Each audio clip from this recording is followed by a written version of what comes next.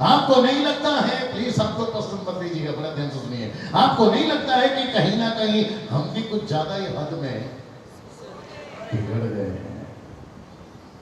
और ऊपर बैठा परमेश्वर बोल रहा है, वो तो शुक्र है कि मैं अभी तक नहीं आया हूं। मैं रिक्वेस्ट करता हूं, मत बुलाइए, क्योंकि अगर आपने उसको बुला लिया और वो आ गया और पता चला आप सोए पाए गए तो गई भैंस।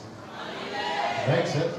इसका मतलब है चर्च ने पहले खुद जागना है, फिर चर्च ने दूसरों को जगाना है और दूसरों को प्रभु के राज्य में लाना है। और यहां पर लिखा है कि जब वो नींद से जागी तब वो मशाले ठीक कर रही है। Isn't it or no?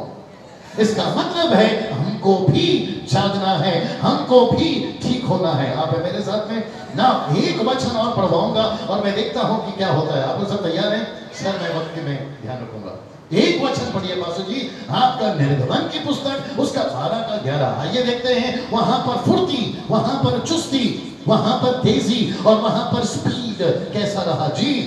और उनके खाने की यह विधि है, वापस, और उनके खाने की यह विधि है। ओके, यहां रुक जाएंगे, क्योंकि जिसको इंग्लिश में कहते हैं पास ओवर नाइट, यानी कि फसह की वो रात, एक मेमना को लेना है, उसके लहू को दरवाजे पे लगाना है, लेकिन उसका मीट यानी मटन कैसे खाना है वो बात हो रही है जी।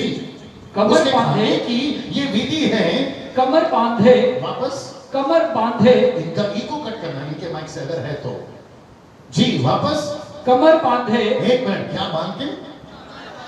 आज की भाषा में जरा जवान बच्चे बोलेंगे क्या बांधते पैंट में? बेल्ट। तो इसको कहेंगे बेल्ट बांध के। मेरा प्रश्न है सर, यहाँ पे जितने भी जो सीनियर्स हैं, यानी कि जो आंटी अंकल नाना नानी टाइप के, आप लोग प्लीज बताइए बच्चों को क्या सिखाते हैं? बच्चे लोग जूता उतार के, बेल्ट उतार के, यूनिफॉर्म उतार के फिर टेबल पे बैठो और अच्छे से खाना खाओ। लेकिन यहाँ पे परमेश्वर कहता है मटन खाने की यह विधि है कि सबसे पहले कमर बांधो।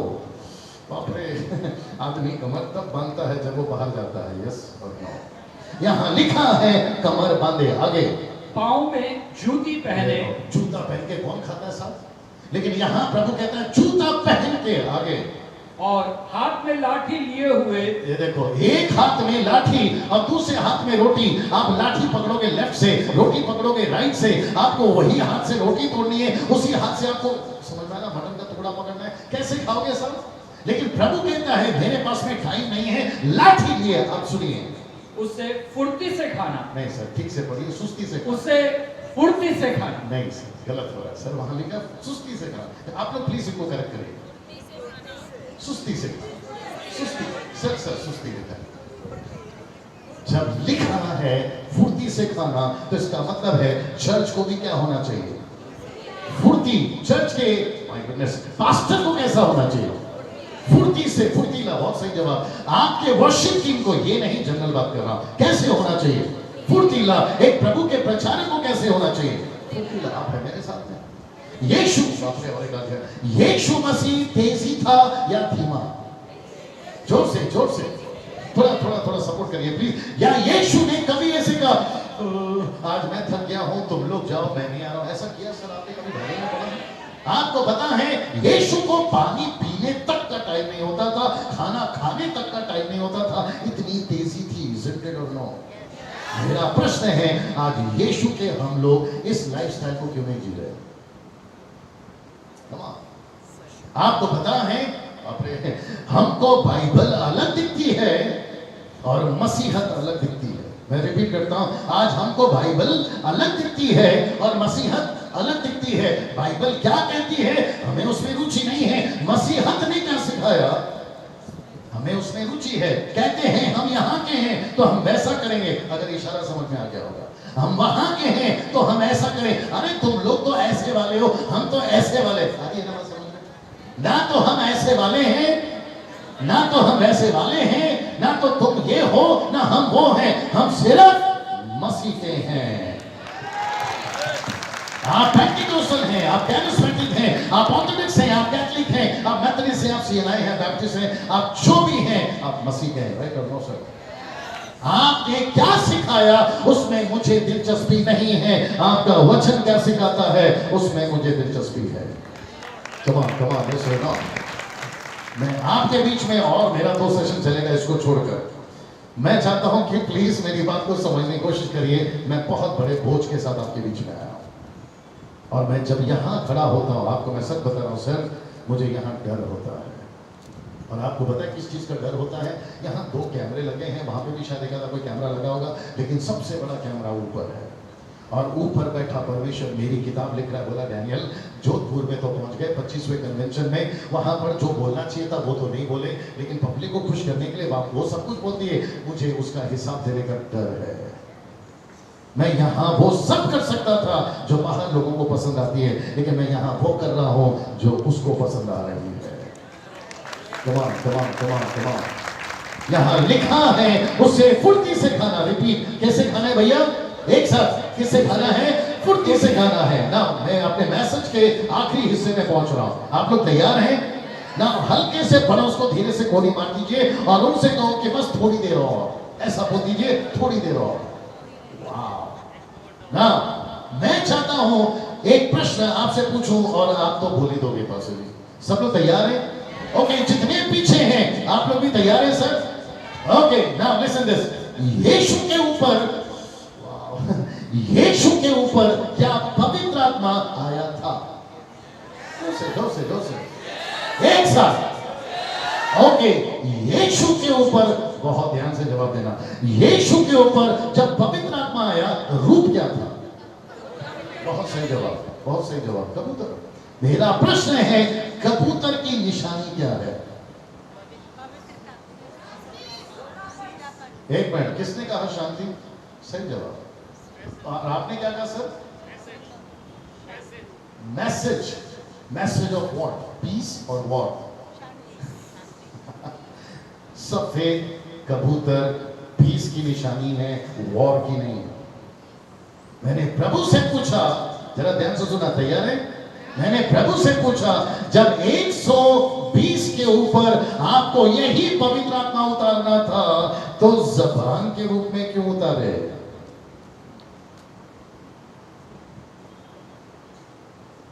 मैं रिपीट कर दूं, जब यीशु के ऊपर पवित्र आत्मा उतारना था, ये मत्ती 3:16 मत पढ़िए, तो आपने उतारा कबूतर के रूप में और निशानी क्या है? पीस। लेकिन जब यीशु के चेले 120 के ऊपर, राइट करो सर, 100 Acts 2:4, यीशु के 120 पे उतारा, तो आपने उतारा जबान के रूप में। मेरा प्रश्न है आप सभी से, क्यों? एग्जैक्टली। क्या कभी ऐसा सोचे थे? यीशु ने, मैं मुंबई वाला हूं इसलिए वहां की बात कर देता हूं, यीशु ने ट्रेलर दिखाया, पिक्चर तो हम दिखाएंगे। वापस आते हैं। यीशु ने मैडम ट्रेलर दिखाया, पिक्चर बाहर हम दिखाएंगे। और आपको पता है जबान क्यों दी है? ताकि आप और मैं यीशु का, जो से यीशु का प्रचार करें, यीशु के बाहर जाकर उसकी चर्चा करें, क्योंकि 12 साल से लहू बहने वाली औरत को चंगाई यीशु की चर्चा ने दी है, जक्कई का उद्धार यीशु की चर्चा ने दी है, और 3000 का उद्धार पतरस की चर्चा ने दी है। क्या बात है? मुझसे पूछा गया, यीशु मसीह जब इस पृथ्वी पर थे कितने साल घूमे? आपको ताज्जुब हो जाएगा, यीशु मसीह इस पृथ्वी पे घूमते वक्त में सिर्फ 3.5 साल में 200 किलोमीटर। कितना? Only 200 kilometre.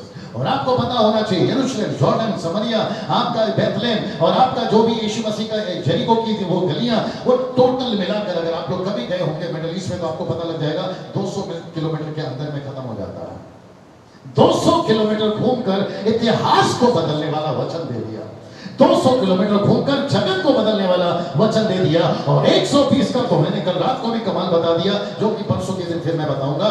120 के ऊपर जब पवित्र आत्मा उतरा तो कबूतर नहीं उतरा। लिखा है divided tongue with the fire. ऐसा लिखा है उन सभी के ऊपर ज़बानें फटती हुई दिखाई दी और उन सभी ने, वाओ, नॉट अन्य भाषा, लिखा है अन्य भाषा। That was not other language, that was somebody's language. मैं रिपीट करता, वो भाषा अनजान नहीं थी, वो भाषा जानी हुई थी। That was not unknown, that was known. अगर आपको इतनी सी भाषा समझ में आ जाए, कैसा लग रहा है साहब अभी तक? मैं अपने मैसेज के समाप्ति में हूं, जरा ध्यान से सुनिएगा। मैंने प्रभु से पूछा, प्रभु आपने जबान क्यों उतारी? तब परमेश्वर ने मुझे बोला, डैनियल मरकुस की किताब उसका 16 का 14 पढ़ लो। मरकुस की किताब उसका 16 का 14, ये भैया लास्ट पार्ट है, प्लीज पढ़ लीजिए आप लोग भी, सभी निकालिए वचन को। मरकुस की किताब उसका 16 का 14, आप लोग भी देखना भैया। पीछे वो उन 11 को भी जब वे भोजन करने बैठे थे दिखाई दिया जी, और उनके अविश्वास और मन की कठोरता पर उल्हाना दिया। ये जो शब्द है पास्टर जी, उल्हाना का मतलब क्या है, कोई बता सकता है? नहीं, उल्हाना का मतलब है डांटना। इंग्लिश ट्रांसलेशन पढ़ लीजिए, he came and he rebuked। Rebuke का शब्दकोश यानी कि आपका डिक्शनरी निकालिए, वहां लिखा है दांत पीस के डांटना। इसका मतलब है यीशु ने डांटा क्यों? मुझे पता चला है कि अगले साल यानी कि 2019 में यहां 11 लोगों को डांट पड़ी, और अगले साल अगर मैच ठीक से नहीं खेला तो भारत डांटेगा। आप नहीं समझे अभी?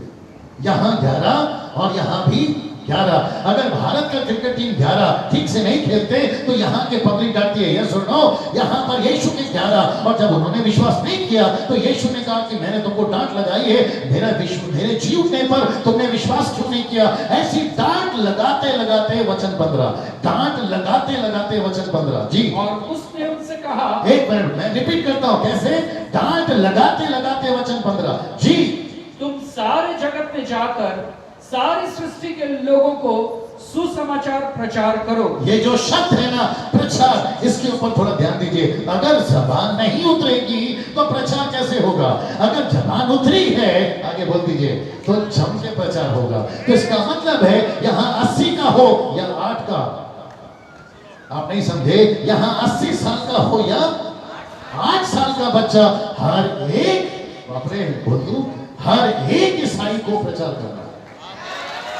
कमान। मेरा फोन वहां पर है भैया, किसी का फोन दे दो, भाड़े पे भी वापस करता हूं। आपको पता है आप कितने तरीके से आप लोगों से बात कर सकते हैं? आप अपना फोन निकाल सकते हैं, जो मैं करता हूं। आप चाहे फ्लाइट में हो, आप चाहे बस में हो, आप चाहे एसी कंपार्टमेंट में हो, अपना फोन निकालिए, बात सामने वाले से बात मत करिए, अपना फोन निकालिए और अपने दोस्त को फोन लगाइए और उनसे कहिए कि और कैसे हो, तो वो कहेगा सामने से, यार अभी तो बात हुई थी, बोलो, चुपचाप सुनते रहे। फिर उसको बोलना शुरू करिए, तो उस दिन क्या पूछ रहे थे, यीशु कौन है? फिर वो सामने से कहेगा मैंने कब पूछा, तो आपको बोलना है चुपचाप सुनते रहे। और फिर आप शुरू हो जाइए उत्पत्ति से लेकर प्रकाशित वाक्य तक, यीशु के पैदा होने से लेकर क्रूस पे मरने तक और जी उठने तक और वापस आने तक। और आपको पता है आप जितने लोगों को सुनाओगे उनको चुपचाप सुनना ही होगा, चाय कॉफी पीते पीते। So simple. और मुझे पता चला है, सब लोग तैयार है? मुझे पता चला है कि खुदा ने जबान दी है ताकि हम उसका प्रचार करें। आपको पवित्र आत्मा चाहिए? मुझे तो चाहिए और मुझे मिल चुका है सर, आपको भी मिल चुका है सर, आपको भी मिल चुका है। मैं वापस आपका हाथ देखना चाहूंगा, क्या आपको पवित्र आत्मा चाहिए? वाह, खुद के लिए या दूसरों के लिए? जोर से।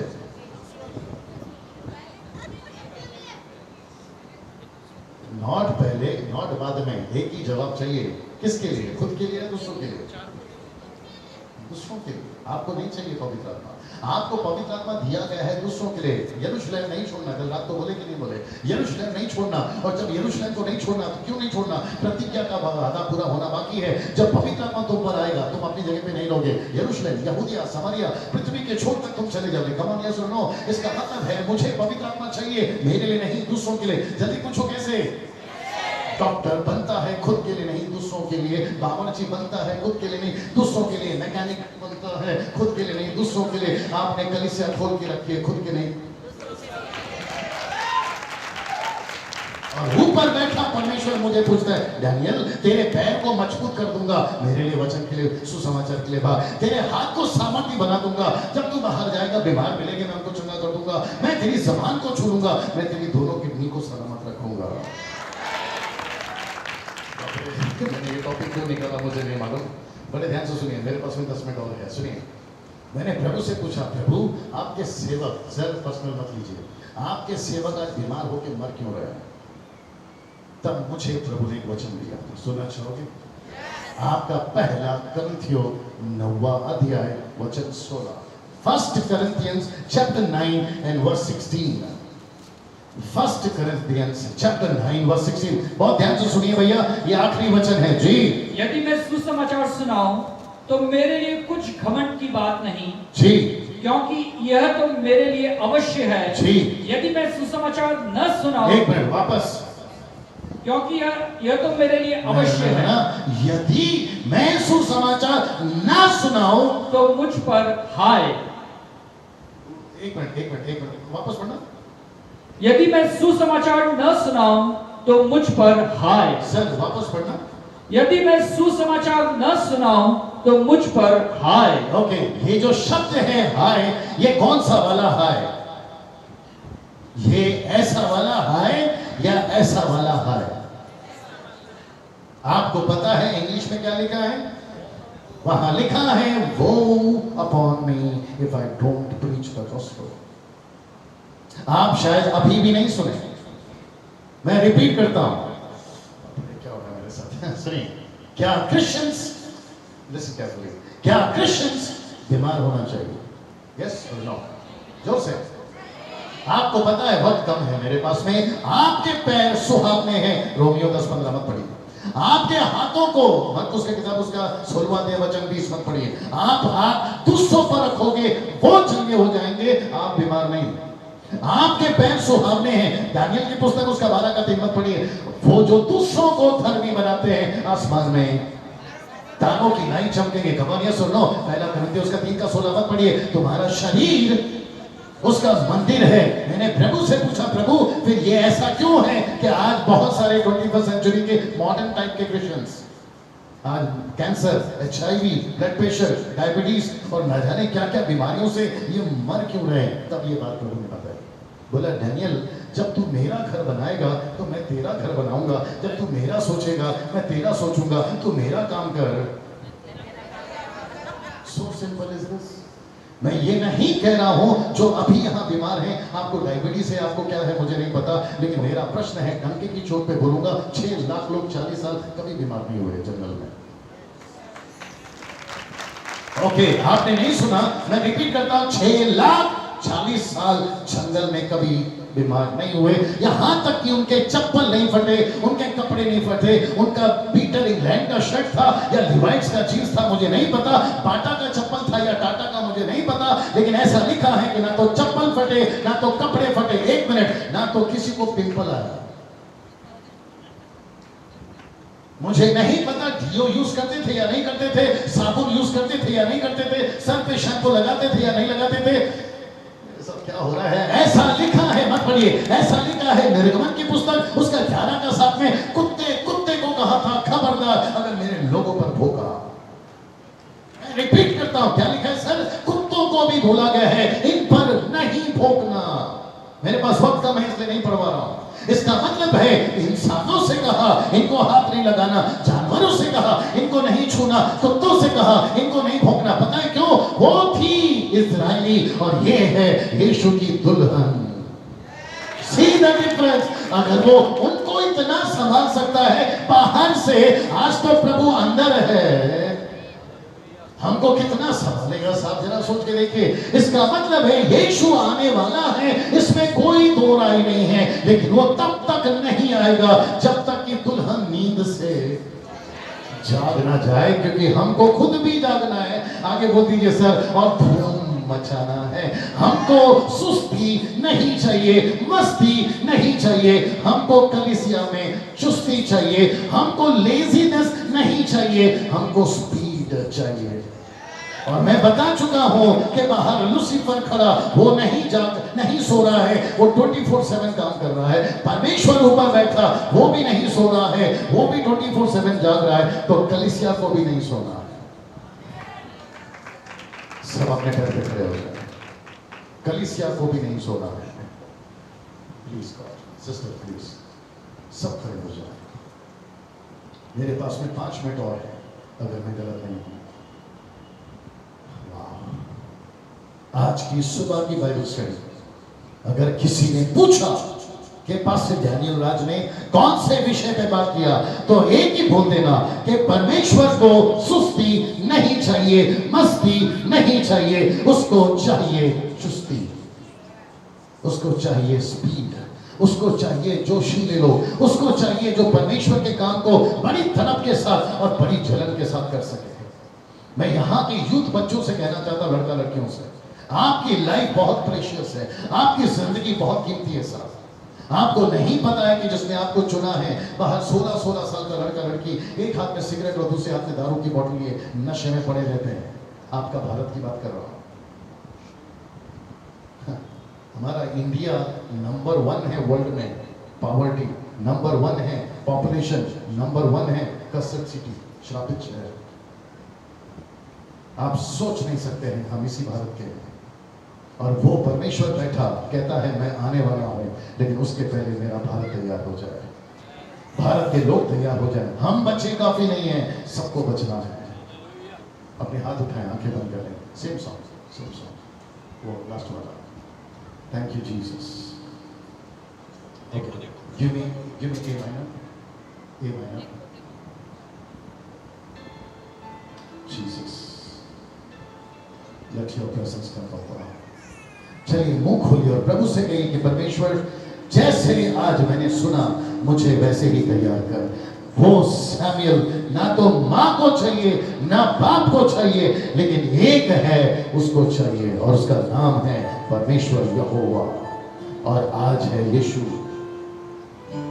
यहां संतोष है, यहां सलीम है, यहां अनिल है, यहां राकेश है, यहां सुनीता, अनीता। आपकी जिंदगी यीशु को चाहिए।